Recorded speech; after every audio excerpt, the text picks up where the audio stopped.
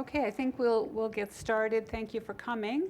We're recording this so that we can show it from our website for the people that aren't able to make it at 2 o'clock on a Wednesday afternoon. We're starting with our building as it is today. The outline for the meeting today is I'm going to talk a little bit about the history of the process, and then I'll introduce Stephen Hale, the architect, and he will show us the possibilities of what we can do on the site. But I do want to go back in history because I know that's been an integral part of this process.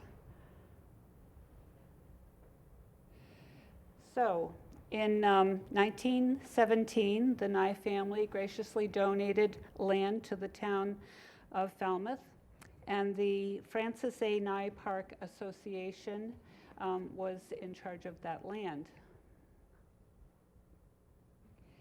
In 1918, the following year, the town voted to accept an additional plot of land that included the Indian burial ground.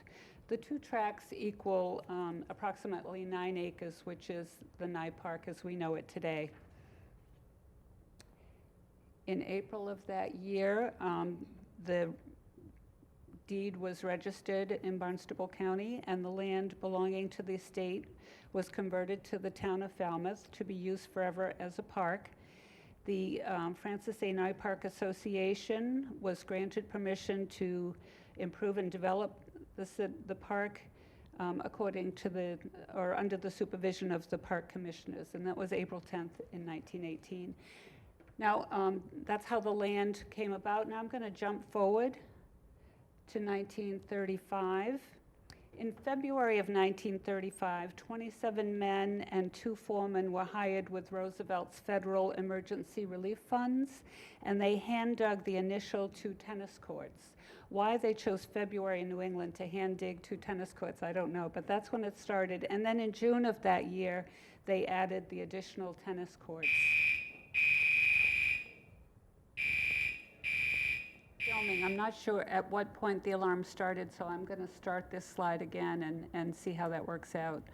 So in February of 1935, 27 men and 2 foremen were hired under the Roosevelt's federal emergency relief funds to hand dig the initial 2 tennis courts. And then in June of that year, 2 more courts were dug. And we see by this article in the Enterprise that the ball field was already on site. Now we're going to jump forward again. I find my little clicker here, to 1959. And in 1959, the Park Commission gave permission to move the building from Camp Edwards to Nye Park. And one of the stipulations was that they would always be able to keep their tools in the basement. Interestingly, almost 60 years later, the tools are still in the basement. Yep. So in December of 1959, the building came down Route 151. They had to stop for a flat tire along the way. They had to wait for linesmen to move the power lines. They had to dig out a large stump that was preventing their moving forward, and they lost 1 day due to heavy rains. But the building was moved to the edge of Nye Park and put up on blocks. That was in December of 59. In March of 1960, the town meeting deferred the vote on the acceptance of the building. And then in March of 1961, they voted to accept the building as a building for recreation. In March of 62, the Park Commission came back looking for money to build the foundation and make repairs to the building. They were asking for $27,500, but they got $15,000 to prepare the building for use. So that was in March of 62. In April of 1964, 2 years later, the town received permission from the state to transfer the control of the building to the Board of Library Trustees. So that brings us to the current building. And the current building is a very active building. It's open over 800 hours annually. Its collections are over 10,000 items, and circulation of almost 42,000 items annually, and the attendance is over 25,000 people. The limitations of the current building are basically its size. It's about 1,700 square feet. It seats only 4 adults. It has no meeting space. There's not much room for story hours or programs or room for public computing or quiet study. The restrooms are not handicap accessible, and the HVAC system is on the dirt floor in the basement next to the tools, apparently. So this is a plot that was drawn in January of 1925, and you can see, I don't have a pointer here, let me see if I can point with this. Yeah, you can see the Indian burial ground is right here. The current library is up in this area here. So when we were looking at this site for a new build, we engaged the Public Archaeology Lab to look at the land, and they gave us this nice map that shows the area in pink is highly sensitive. The area in blue down here is moderately sensitive, and the area in yellow is low sensitivity. In order to avoid the sensitive land in Nye Park, we're now looking at this land up here. And I'm going to go back one slide because I think it shows it better on the old map. I can get there. This little kidney bean of land here, there's a deep swale this way and a deep swale this way, and the Indian burial ground is here. The current library is about here. So this seems like a less sensitive area of the park to build on. Of course, if we were to move forward with building in Nye Park, we would have the Public Archaeology Lab back to do hand-dug test pits to make sure that this area was safe to build on. And we have been working with David Whedon of the Wampanoag tribe to make sure that we are sensitive to the land. Now, moving forward, the state construction grant rounds are, the last one was in 2016, 2017, and there, the construction grant rounds are offered on an irregular basis based on the availability of funds, including the state bond authorizations and the availability of money through the MBLC's capital budget. So realistically, if we were to build it, would not begin until 2021-22. And what we're doing now is a feasibility study to see if it is feasible to build there, to see if it's what the community wants and needs. One of the things that would like to do, something we've really recognized the need for, is meeting space in the North Falmouth area. And so the building that we would build, which would be approximately 6,000 square feet, would have meeting space that would be operated similar to the way these meeting rooms are available to the community after hours, not necessarily when the library's open. People could come and get a key and use the meeting space.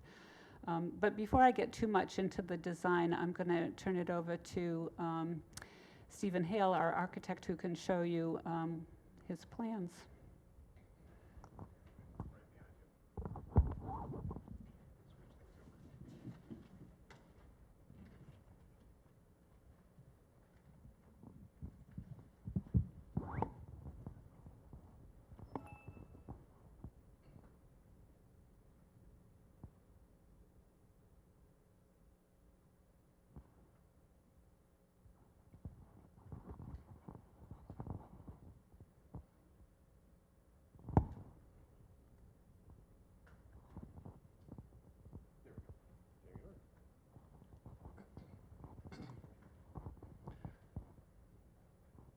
We're up and running. I'm Stephen Hale, architect, and with me is Oscar Morales, architect. And we have collaborated on the design for this MBLC feasibility study for North Falmouth. This is very much a mixed media presentation, so there's a video in here and there's also a flyover. So the site dynamics, the way that we've approached this project is to see what was feasible. And when we first interviewed for this project, we thought that this outline in red would be our site. But as Linda has explained, we have moved that, due to the sensitivity of this area, over to this area here bounded in red. This is an area that has been surveyed by our civil engineer, surveying crew, and we now have detailed contours here. And the blue is just a rough approximation that we drew in to see where the paths were, because we know that this site is very, very popular for recreation at all times of the year.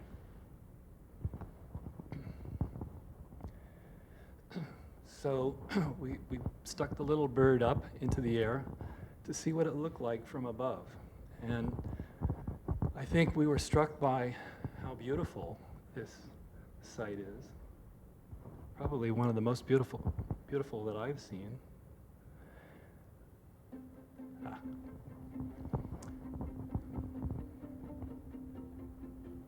So this is Cedar Lake. That is the existing library with Chester Street here. So we've moved to look at this site here and sort of dig into the contours and what will fit on this site. So here we are flying over. That's the existing library. And this is now the new area to look at.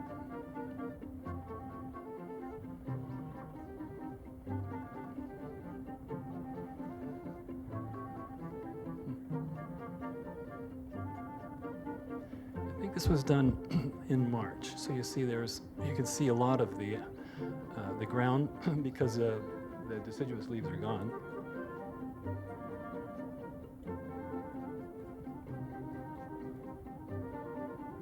Cedar Lake. You can see the tennis courts. Here's the library, and this is the parcel.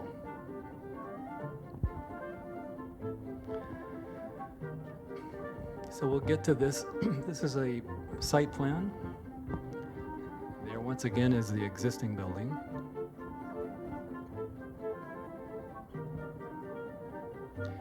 And of course we can't forget where we are. It's got to be less than half a mile away is the Megansett Harbor area, which is a stunning area. It's a stunning setting for this library. We're lucky to have this in the current building.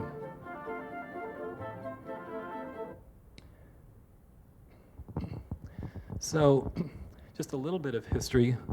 Our landscape architect sketched this up for us. This is Chester Street here.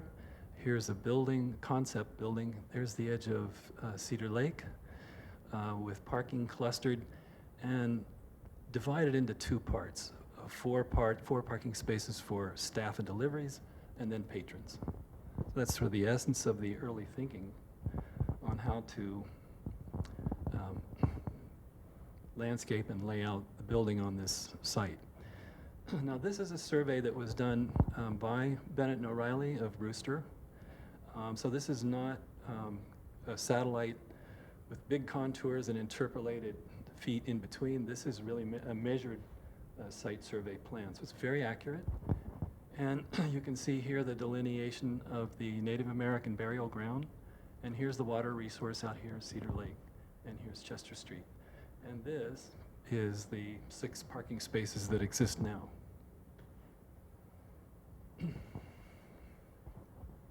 So the first thing Oscar did, we said, will it fit? Where are we going to put this building? And we have these very, very important boundaries to set back from.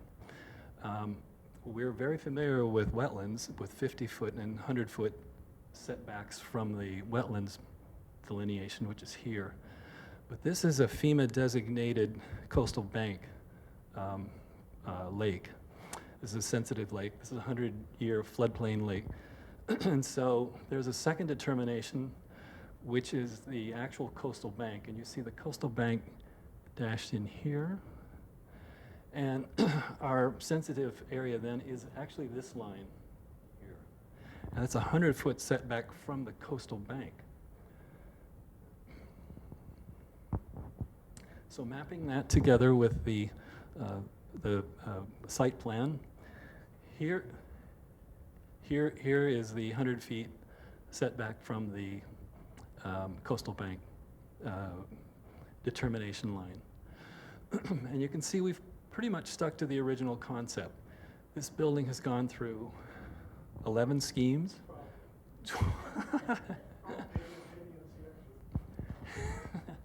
A lot of schemes.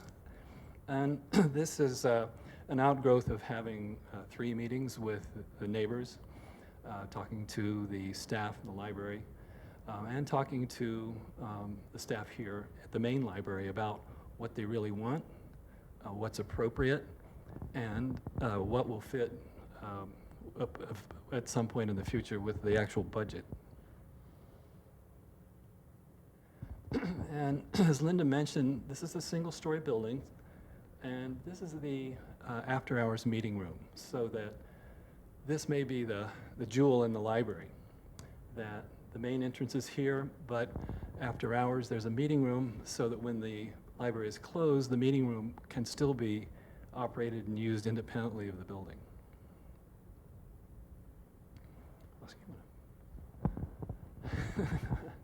So this is a very early section sort of showing the relationship in the site strategy. Cedar Lake, here's Chester Street, and we'd like to add as high a berm as possible, a berm maybe 6 or 8 feet wide and 4 or 5 feet high if that's possible, to buffer the appearance of the building to the neighbors across the street. It's a single-story building, and you can see the land slope is pretty considerable. What's the difference in elevation between the library and the lake? I'll go back. This is About 44, 45 feet? I think this is at elevation 7, and I think, Oscar, this is around 44. So 44 minus 7, 37 feet. Yeah, it's well perched up above it. There are also early images from the landscape architect. I think the approach to this is really to make it sort of low-key, low-impact, absorptive surfaces, if at all possible. Forest paths, parking areas, sort of softly integrated into what's already there. And this was a nice idea that everyone took a strong liking to, and that was to have a bridge and connect the library over down to the trails, the hiking trails that may be very historic and very old, and to be able to walk by the this sensitive burial ground area.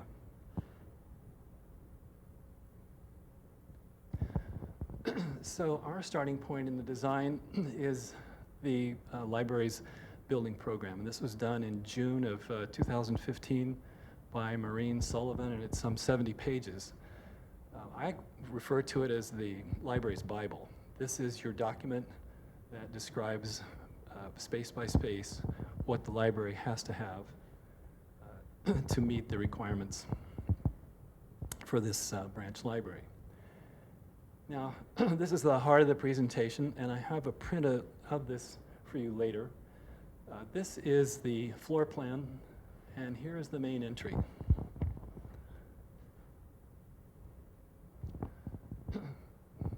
So the light green areas here are, this is the outdoor porch. We like to give these libraries big porches. This is the back deck, and this is a side porch for deliveries and for staff entry. Next area in blue here is the children's area. This children's area has been moved around and it looks like in a very happy situation because it's at the heart of the library. Conceptually, we've put together two very simple volumes to accommodate this. This is a branch library. It's a fairly modest size. This is for the adults, and this is for the children and the after-hours meeting room. So it's a volume and a big volume. The children's area is roughly broken down into three areas. There are the really young kids, the early readers, picture books, board books here. Then the older kids are here with fiction and nonfiction. And it's very loosely furnished so that they can pull their furniture around. And there are beautiful windows out looking out through the woods out to the pond. And this is a program area so that other things can happen in the children's room besides just book reading. There's media here, computers, and that's the kids' area. The purple area here is the teen area, and this is what the library doesn't have now. So the teen area is crucial. It's a good-sized space, and it's a space where they can kind of pull off onto their own. So they're close by, and they can be easily accessed back over to the circulation desk if there's questions. But it's very important to give these kids their own space, because we know from experience that if we give them space and encourage them as teens, they will be lifetime library users. Okay, oh, certainly important, toilets. We have toilets here, here, here, and here. These two are dedicated to the meeting room, but can also be used by anybody in the library. And the plan, so right now, is that these will be unisex toilets. So you'll be able to lock the door. There's no urinal. And we've done this in another library. It's very successful. This toilet is only access to the children's area. So if you need to go and be with your child, someone can go and do that in their own toilet. This one is another toilet in a different part of the library and can also be used by the staff. Okay. This area is non-public. This is a staff area, and there's a staff kitchen, a small kitchen here with the seating to eat or possibly even lie down. And this is a delivery room and work room so that deliveries to the library can come in here, be broken down, and then distributed out. This is the circulation desk area here. And this has a book drop, small book 2-hour fire-rated book drop space. And adjacent to it is the brains of the network. So this is a high-tech closet, and then the director's office down here. So this is the non-public areas. And then the after hours. This is a meeting room that will accommodate approximately 65 people, and it has its own kitchen, storage, and is really a multi-purpose room. So the tables, chairs can all be stored.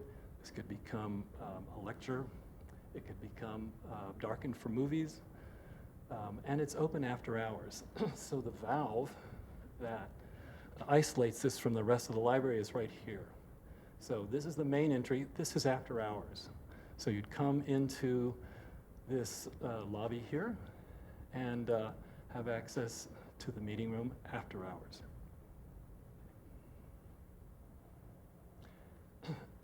And then the last area is the area for adults. Here we have the periodicals, newspapers, magazines. We do have tribal exhibits areas designated. There's one here, and there are 2 more here. So these aren't designed yet, but we've put in line items in the costing so that there will be money to develop the idea of exhibits with the tribal in the future. And at the opposite end of the periodical space, excuse me, is a fireplace.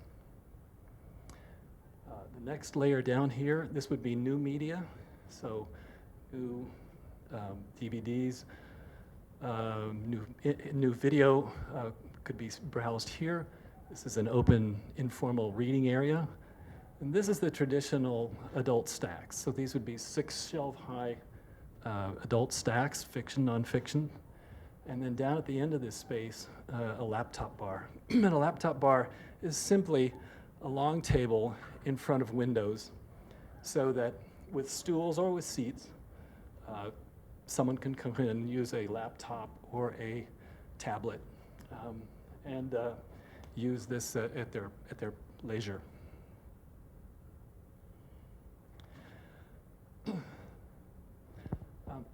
This is to convey the feeling of being in the building. This is not a rendering of our building, but sort of the feeling of what it would be like looking out in the woods. And for the interior? Sure. This is the Truro Library and actually Wellfleet, but this is where we're taking some of our ideas and concepts of how we want the light to work on this library. We enjoy having a lot of natural light for energy savings as well as just to make the people feel comfortable and well in the library. As in the design that we have done, we're very conscious about viewpoints from the library so that we can keep an eye on things. And so this is again an example of what the interior of the library will be. This particular building is a steel building with acoustical decks. When we have volume spaces, as you know, it can become pretty loud. And we've been able to use this particular system in several libraries already, and it's a very successful one. Here's another view of the Truro Library and the children's room. And you can see, have an idea of how it would look like in our library here in North Falmouth. One of the things that we do in order to be able to keep the cost down on the buildings is how do we deal with not only lighting, but as well as mechanical heating and cooling. As you can see, there is some ductwork that is left exposed. It will be painted so that it will be, I don't want to say disappear, but it'll be able to blend with the architecture. We also use a lot of the steel to be able not only to hang lights, but to use as a place to put lights in, to be able to reflect and use the ceiling as a reflector, pretty much like these lights work. These are both direct and indirect lights that use the ceiling as part of the way to reflect the light down into the reading areas. Next. Here's a sample of a young adult teen space. I think, I don't remember which library this is. It's the new branch of the BPL. Boston Public Library, yeah. Not North Falmouth. Okay, next.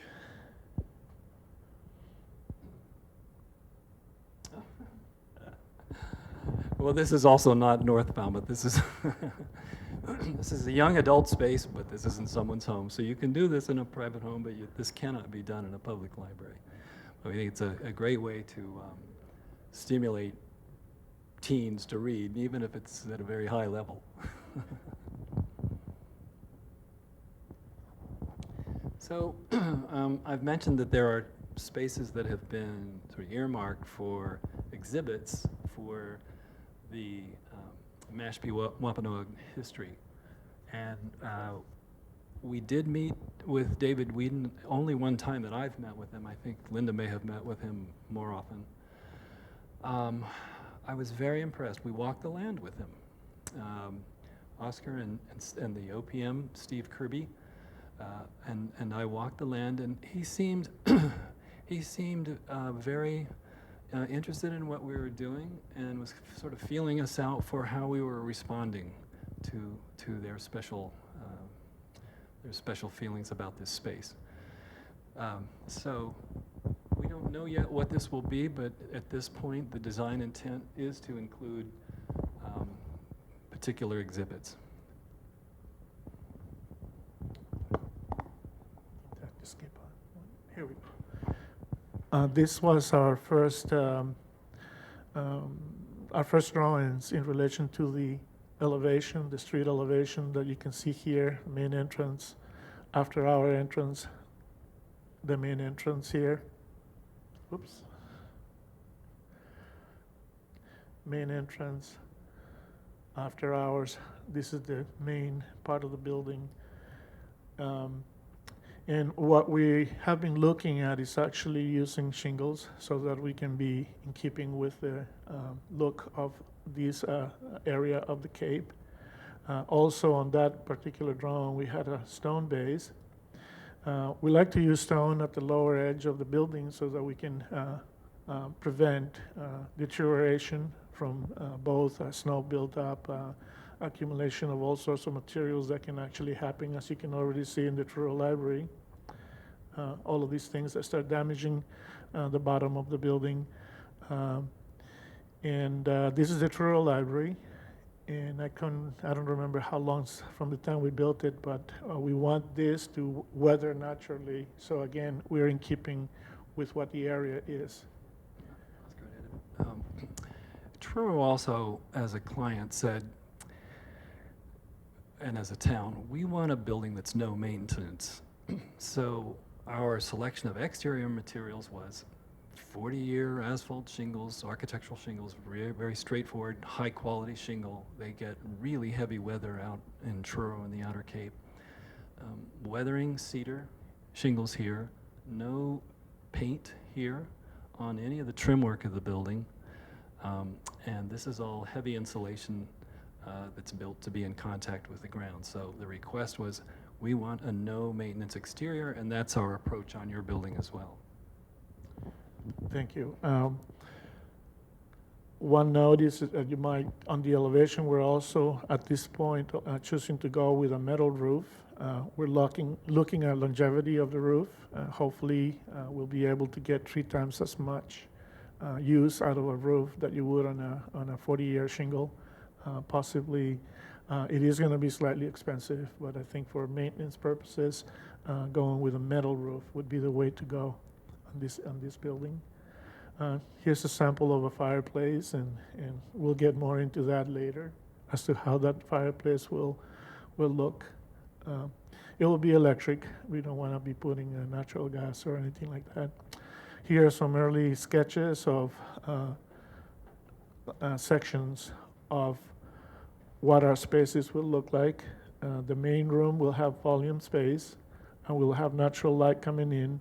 This here we call clouds or baffles, which will be able to reflect the light and get it further down into the space without having direct sunlight coming into the floors or the desks or wherever you are.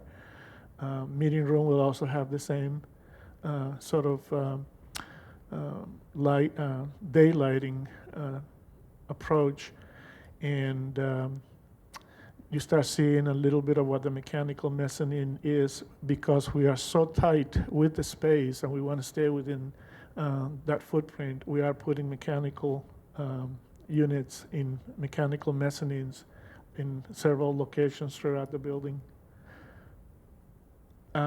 This one here is one mechanical room that we will have to actually put underneath the floor, and that will house the fire suppression and some of the mechanical units as well. At the moment, that is the way that we're approaching this, and this will be actually, we would have to approach it from behind the library.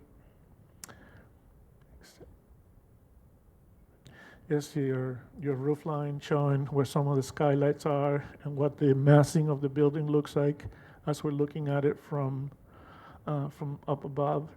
And this shows mechanical rooms.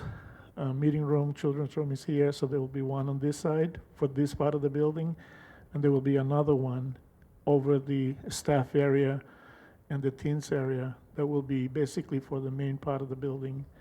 This mechanical room is the one that is underneath the floor, and it will actually be located in this area right here.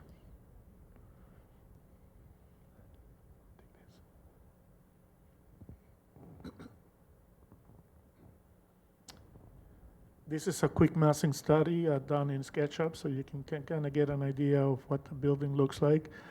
You want to run it again?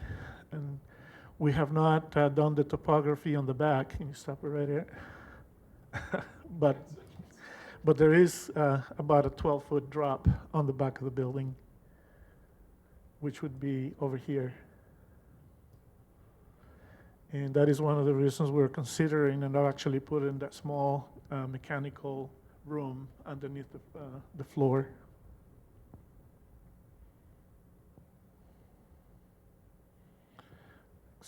Big porch. We found our clients and people in general love big porches. And I think this is a little building, a modest building with a big attitude, a big feeling. So we're trying to make this as welcoming as possible, friendly as possible, and easy to understand. With all that beautiful roof space, have you given any consideration to solar panels on it? We have. We certainly have, and we have that in our project cost. Could I? I'm not sure how much further you have to go, but A little bit more? Can you save your question? I'd love to hear it. just a little bit that much. But, Okay. Yeah, go ahead. So first of all, my name is Michael Glass. I'm here with Trish Murray. And Trish's family has owned a piece of property right across the street from where you're proposing to put this library.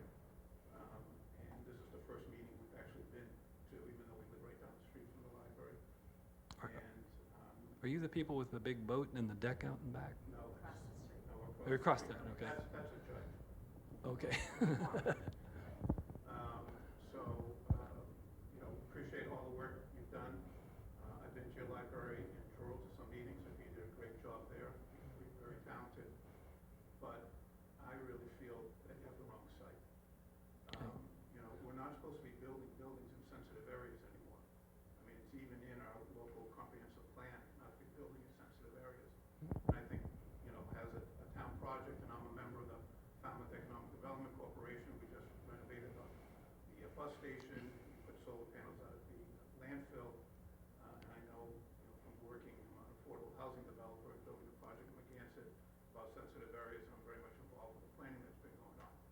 So to put this building in that area is so close to those sensitive areas, I think is a mistake.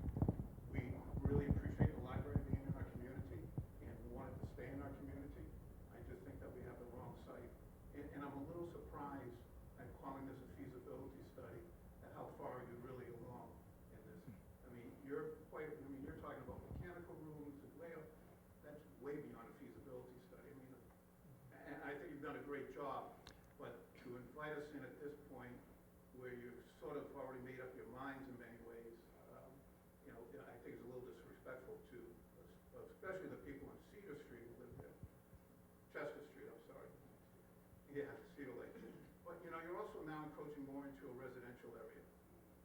You know, where the library is located now is sort of the commerce center when there was the market there in that neighborhood, and we had the pharmacy. You know, you're sort of now more encroaching into the residential area. So you designed a very nice building.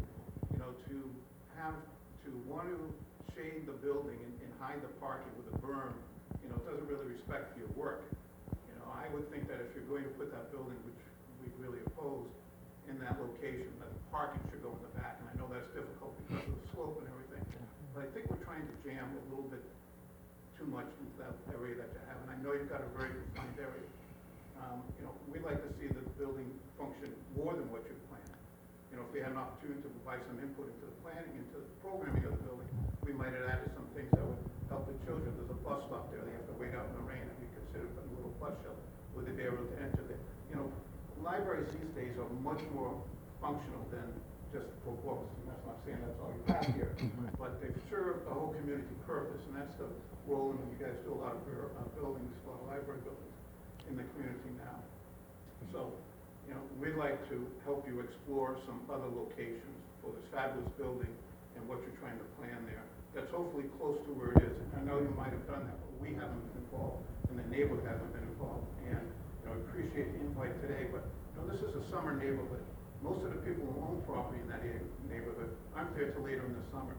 And to hold a public hearing on a Wednesday afternoon at 2 o'clock, when most of the people, you know, the residents who live there year-round, we do, and some are people who have been there all their lives, don't have an opportunity to provide any input. You know, the town tried to create a historic district there, and it was the same approach. Instead of inviting the neighborhood in early and explaining the benefits of the historic district, they tried to, you know, force it upon the neighborhood and make up, and there's some very heated discussions, and it never happened. You know, I think we gotta take a step back and really take a look at what the programming should be for this building, some additional things to be in for it, and the neighborhood would love to help.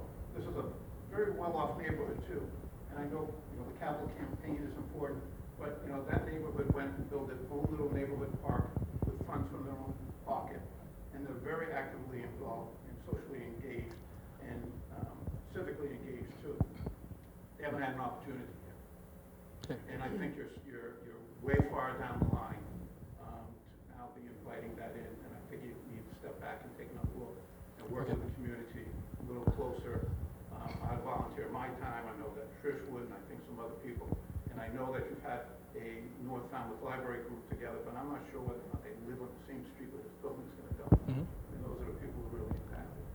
So I appreciate your time, I appreciate giving me the opportunity to speak, and we'd love to work with you on finding an alternative location.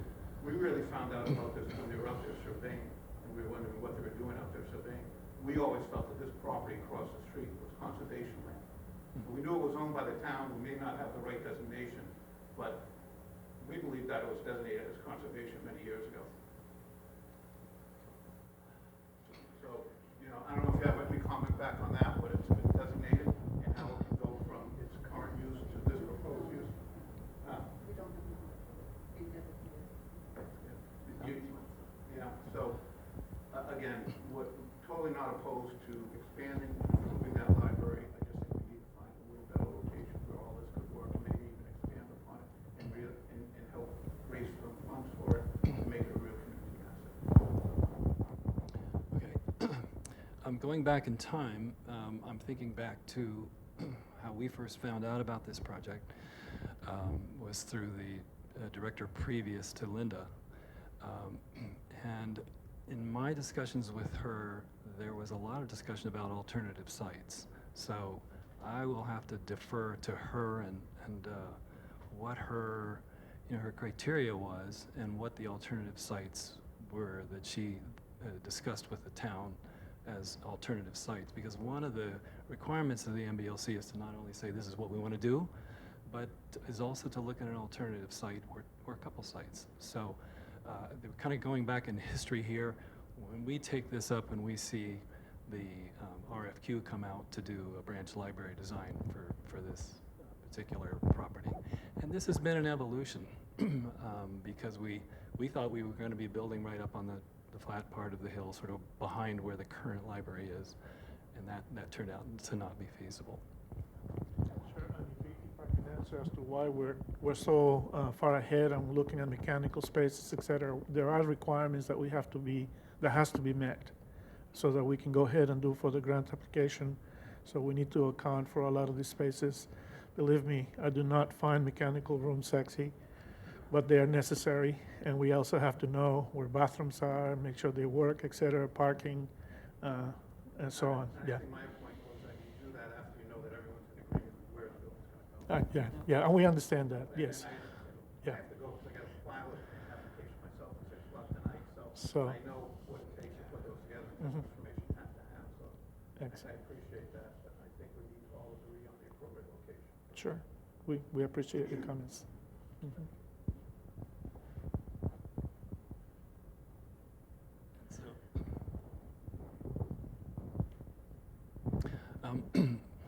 Other views of the building, and then this is a score sheet that is submitted to the MBLC for funding. I'm sorry, MBLC is Massachusetts Board of Library Commissioners.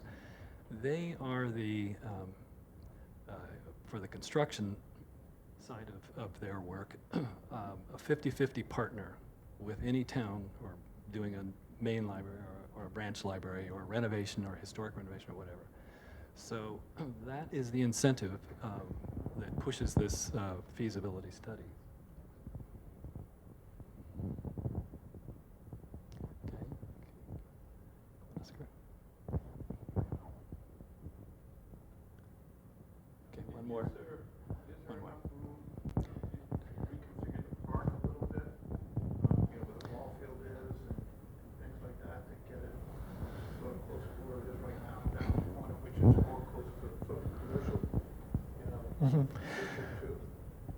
There is a catch-22 here because also the existing building would have to be taken down. Actually, it is in a sensitive area to the Indian burial ground and all of that. So we've been going back and forth and moving things around in order to be able to do that.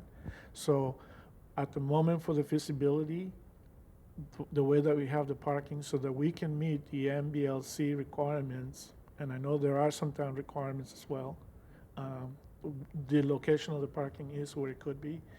If we could, we would love to put the library, like it's been said, near where the existing parking space is, and then it would be further back from the street, and it'll be closer to more level ground. But moving the library around and still being able to satisfy the sensitivity to the burial ground and all of that it's been hard. Impossible. We see that ballpark used, it is Oh, well used and everything. yeah. But there's also a lot of unused space, even when there's baseball games going on there. When you say a new space, where in the parking area or? Towards the outfield of the ballpark. Oh, back down the hill. Gotcha. Yeah, yeah. So I know it'd be nice to be up on the hill and everything, but Mhm. down on the hill, and just Yeah. wondering whether or not there's some reconfiguration there. I know the tennis courts get used and everything, but they take up a lot of space. Mhm. Pickleball would be better, still get that type of, function there. I'm Mhm. just wondering whether or not part of the, looking at alternative sites, including how to reconfigure what we have there right now. Mhm. We did look at the entire site, and it would be for this, Mr. Weaver that, led us to believe that that whole area was to be highly sensitive, to the past use of the land. Mhm. Does that help? Yeah. Yeah, see out there in right field? Towards the lake. Even if we Right change, here? even if we Oh. change the way that ballpark is oriented and stuff, put the ballpark whole place way up in the right-hand corner, back to the side. Yeah. Put the library right along, what's the street there? County, yeah. So have the library county and have the ballpark behind it with home plate in the upper right-hand corner. That's the type of, sorry? How far does the town own? Yeah, I'm just thinking, Yeah. I don't have it in this show, but we have the boundaries for the Nye Park.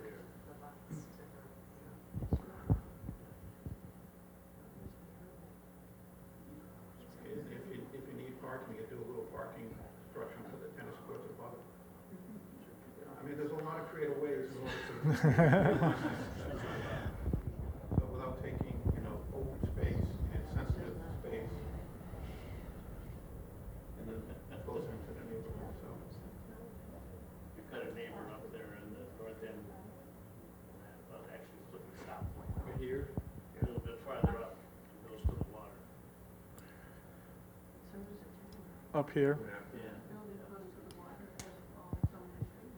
I don't know where Falmouth is. Why put the ballpark there, the infield and stuff, go back one. Look here, or Which map are you?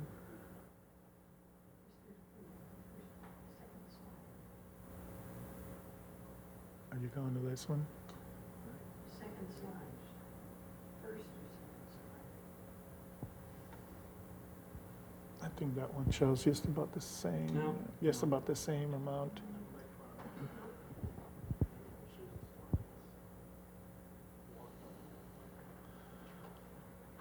No, I think.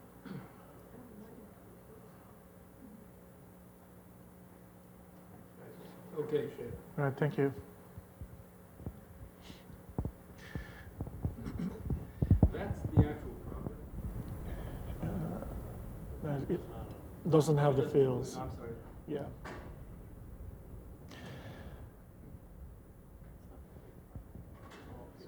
that's not the whole property. No. No. Yeah, and it's on the other side of the ball. I don't have You have some of the GIS? No. Yeah. that. Everything is sort of zoomed in. Yeah. Oh. It shows on the other, but I don't, he's not here to convert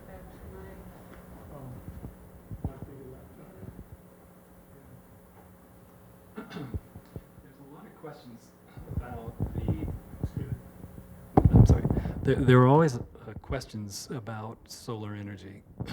I have a second degree in engineering from MIT, and this is exactly what I looked at many years ago was, what can you do way up here in New England? So this is by intensity of sunshine per day. This is why it's so popular to do solar installations in the Southwest, and why it's so marginal here up in New England. It really gets down to energy strategies that are alternative energy or more efficient systems really are all about the money. And the cost of it, the running cost of it, the life expectancy of the system. So it's a cost-benefit analysis. So we're not against solar PV, but oftentimes there are other places to put the money that you would spend extra on a project that may be more efficient. What we have found is the lighting is actually very powerful because it's not only an energy saver, but it's also an aesthetic that can vastly improve the experience of being in a library. And one of the things we did, if you can remember back to the Truro Library, we like to be able to design it so that from 1 hour after sunrise until 1 hour before sunset, you won't have to use lights in the building, or pretty much, unless it's a bathroom or a janitor room or a closed room. So we try to make the buildings as self-lighting as possible, for as much of the day as possible, even into the long December, January days where there's sunset is very early. So the lighting, it's a big expenditure. And I think it's very crucial to the success of a good library. And we plan it for this.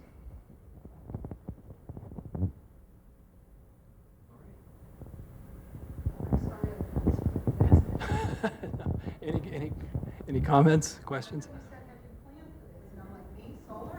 Yeah. No, I don't have anything to comment. I have two questions. For taking the children outside, where would you take them, on the porch? Because that often happens in the library. It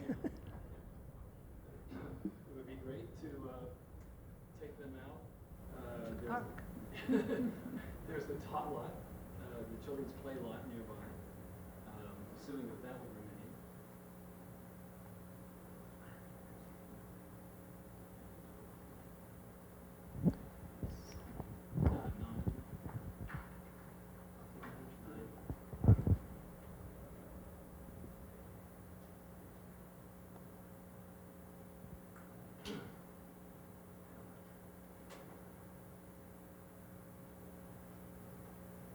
So yes, there is a door that comes out of the back, right into the deck, and then from there they can go down to grade.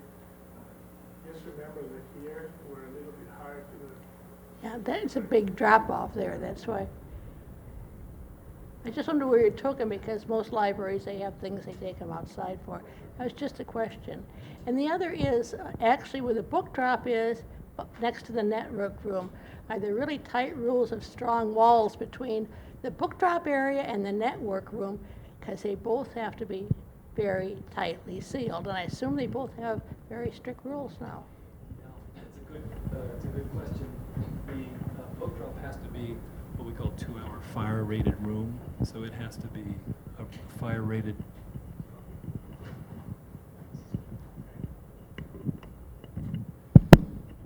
A fire-rated closet, if you will, unto itself. And we certainly want our network room sealed pretty tightly, too. Yeah, and accessible. Okay, those are my two questions. And when you say sealed on the network room, for what purpose, other than just safety, to keep the Yes, equipment? Okay, safety and yes, security yes, of the room. Yes, We don't want any sparks going, safety and security. okay. Mhm. I might have a question here that Linda's going to have to answer this. And I see this going in the direction of the senior center, where everybody wants the senior center, but it's going to come down to where are we going to put it? And as we know, that went on for a long time. Now we finally settled on a spot on Main Street. If we tried to put it where the existing building now is, if they raised the existing building or removed it and put it in that location, is there sufficient room, or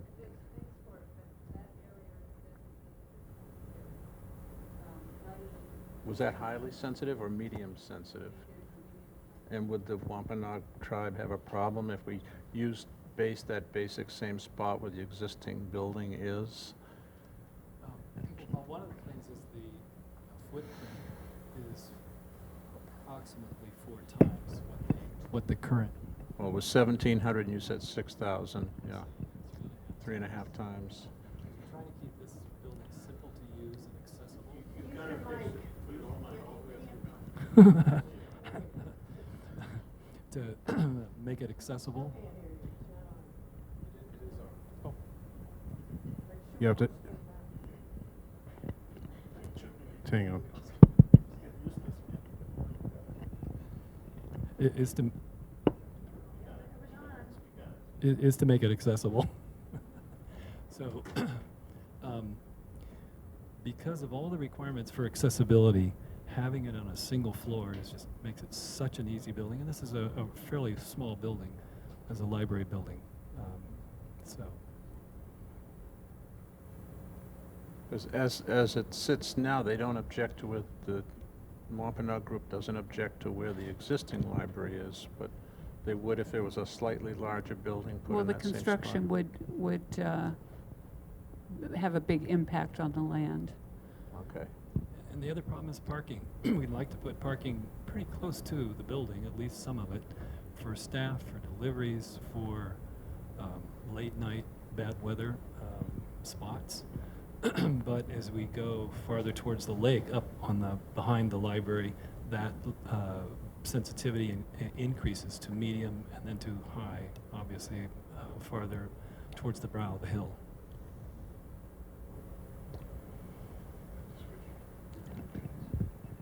Just waiting for that to. Yeah. I'm trying to pull up this slide that shows the land sensitivity. Yes.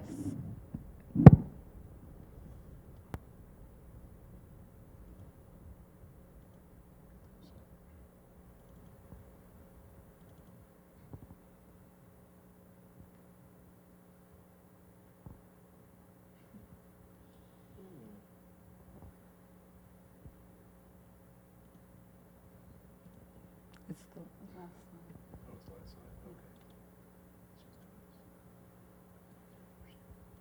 Yep. So this is the map, and as you see, there's not a lot of space beyond the ball field. And this area where the existing library is all designated as moderately sensitive land.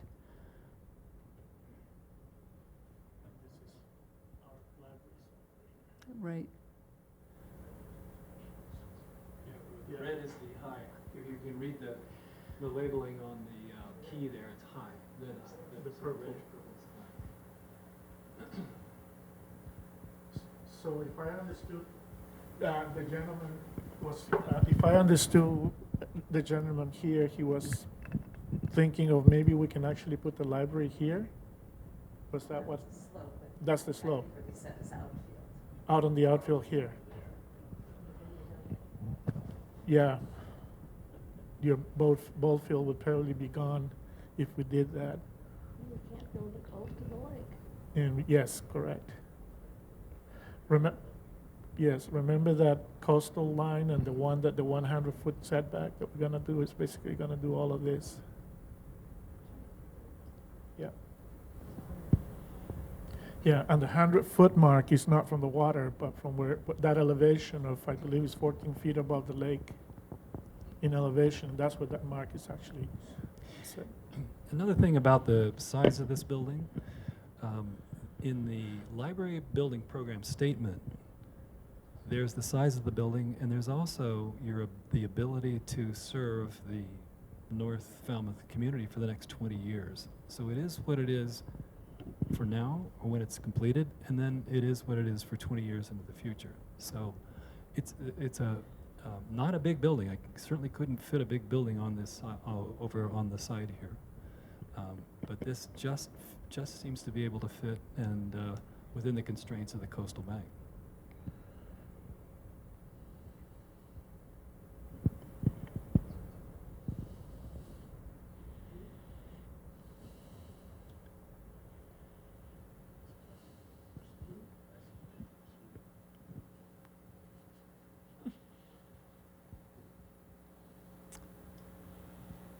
Okay. Does anyone have any last comments?